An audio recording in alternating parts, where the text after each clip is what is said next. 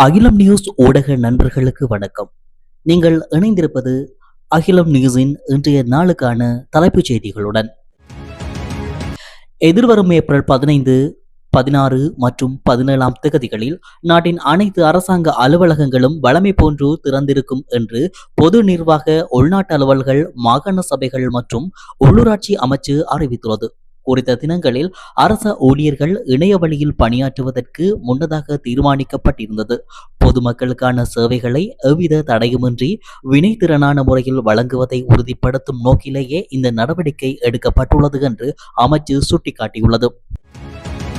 எதிர்வரும் மாதங்களில் இலங்கையில் உணவுப் பொருட்களின் விலைகளும் கணிசமாக உயரக்கூடும் என ஆசிய அபிவிருத்தி வங்கி எச்சரித்துள்ளது.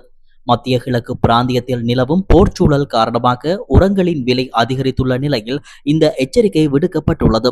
இதேவேளை கடந்த காலங்களில் 5% இருந்த இலங்கையின் பொருளாதார வளர்ச்சி வீதம் தற்போது 4% குறைந்துள்ளதாகவும் சுட்டிக்காட்டப்பட்டுள்ளது.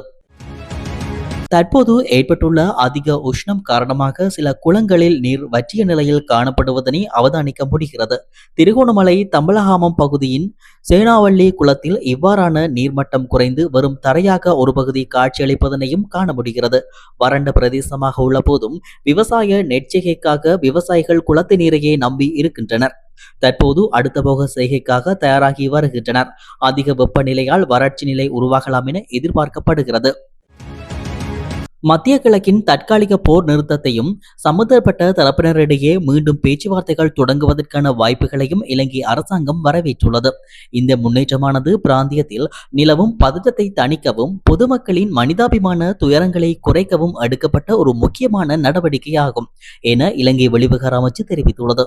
இந்த சந்தர்ப்பத்தை பயன்படுத்தி பிராந்தியத்தில் நிரந்தரமான மற்றும் நிலையான தீர்வை காண்பதற்கான முயற்சிகளை முன்னெடுக்குமாறு அனைத்து தரப்பினரையும் இலங்கை கேட்டுக்கொண்டுள்ளது.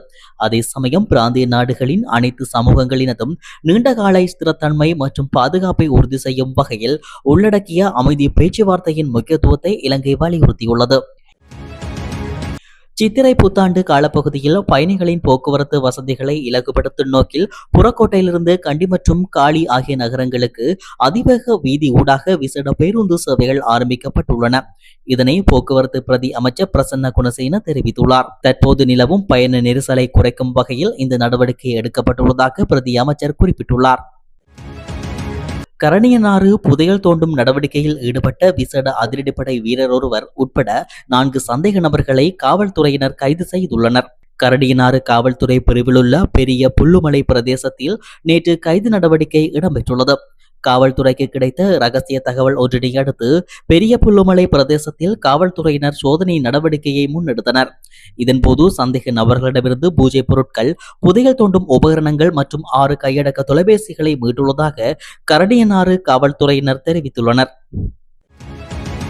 புத்தாண்டு காலப்பகுதியில் போக்குவரத்து வீதிகளை மீறும் சாரதிகளுக்கு எதிராக கடும் சட்ட நடவடிக்கை எடுக்கப்படும் என காவல்துறையினர் எச்சரித்துள்ளனர். குறித்த விடயத்தை போக்குவரத்து முகாமைத்துவம் மற்றும் வீதி பாதுகாப்பு பிரிவுக்கு பொறுப்பான பிரதி காவல்துறை அதிபர் WPA சேனாதிரா தெரிவித்துள்ளார். போக்குவரத்து விதிமீறல்கள் தொடர்பான காணொளி ஆதாரங்களை பொதுமக்கள் சமர்ப்பிப்பதற்காக 0704755600 என்ற விசேட வாட்ஸ்அப் இலக்கம் ஒன்று அறிமுகப்படுத்தப்பட்டுள்ளது. பொதுமக்கள் தான் அவதானிக்கும் போக்குவரத்து விதிமீறல்களை காணொலியாக பதிவு செய்து இந்த இலக்கத்திற்கு அனுப்பி வைக்க முடியும். வீதி விபத்துகளை குறைப்பதற்கும் பாதுகாப்பான பயணத்தை உறுதிப்படுத்துவதற்குமான ஒத்துழைப்பை வழங்குமாறும் பொதுமக்களிடம் கோரப்பட்டுள்ளது.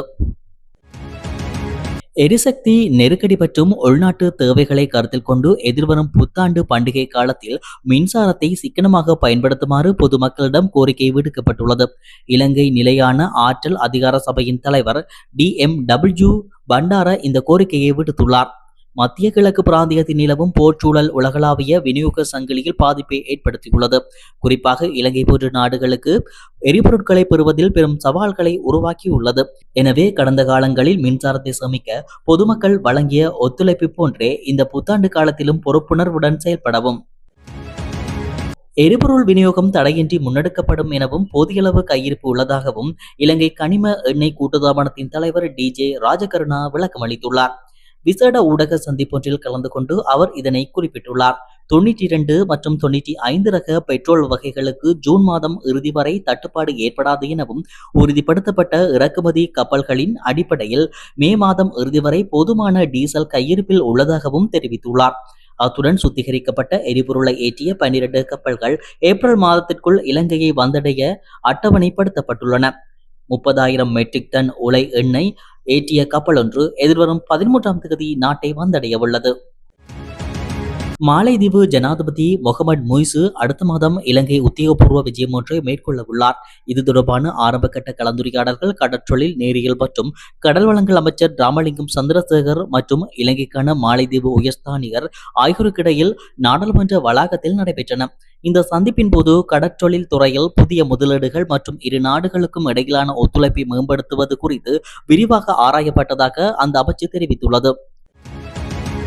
வவுனியாவில் வீட்டு வாடகை முரண்பாட்டினால் முதியவர் ஒருவர் அடித்து கொலை செய்யப்பட்டுள்ளார். கூமாங்குளம் பகுதியைச் சேர்ந்த 72 வயதான முதியவர் தனது வீட்டு மலசல கூடத்திற்கு அருகில் சடலமாக மீட்கப்பட்டிருந்தார்.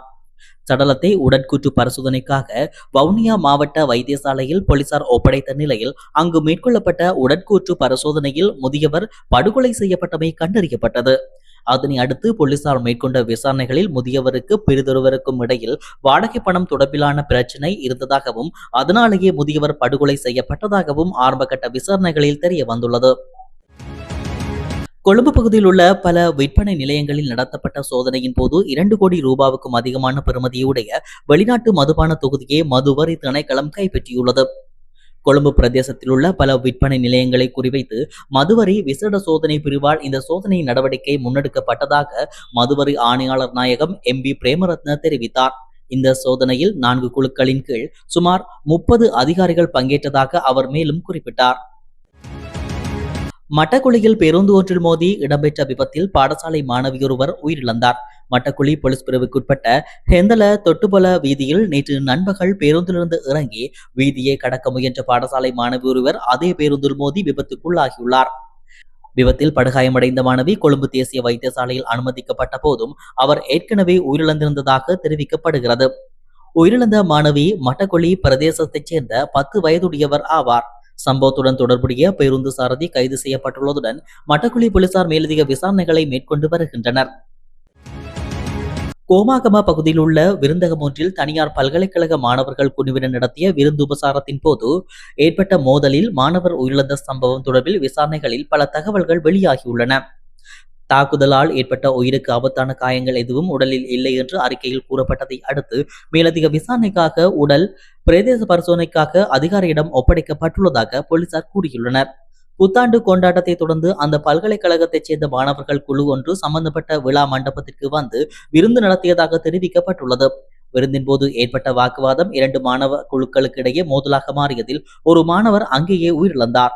மோதலின் போது நடந்த தாக்குதலே மரணத்திற்கு காரணம் என ஆரம்பகட்ட விசாரணைகள் தெரிவித்த போதிலும் அந்த மரணம் தாக்குதலால் தான் ஏற்பட்டது என்பதை மேலதிக விசாரணைகள் திட்டவட்டமாக உறுதிப்படுத்தவில்லை என காவல்துறை தெரிவித்துள்ளது. சம்பவ இடத்தில் இருந்த CCTV கேமராக்களை ஆய்வு செய்த போதும் கைது செய்யப்பட்ட மாணவர்களிடம் விசாரணை நடத்திய போதும் வேறு பல உண்மைகள் தெரிய வந்ததாக காவல்துறை கூறியது. அதன்படி விருந்தின் போது அந்த இடத்தில் இருந்த பல மாணவிகள் கழிவறைக்கு சென்றிருந்தனர். அவர்களை தொடர்ந்து மற்றொரு மாணவியும் சென்றிருந்ததாக தெரிவிக்கப்படுகிறது. குறித்த மாணவிகள் வந்து சேர தாமதமானதால் வேறு பல மாணவர்கள் சம்பவ இடத்திற்கு சென்றிருந்தனர். அப்போதுதான் மோதல் வெடித்ததாக காவல்துறை தெரிவித்துள்ளது. இத்துடன் அகில நியூஸின் இன்றைய நாளுக்கான தலைப்புச் செய்திகள் நிறைவடைகின்றன. இதுபோன்ற செய்திகளை தொடர்ந்தும் பெற்றுக்கொள்ள அகிலம் நியூஸுடன் இணைந்திருங்கள். வணக்கம்.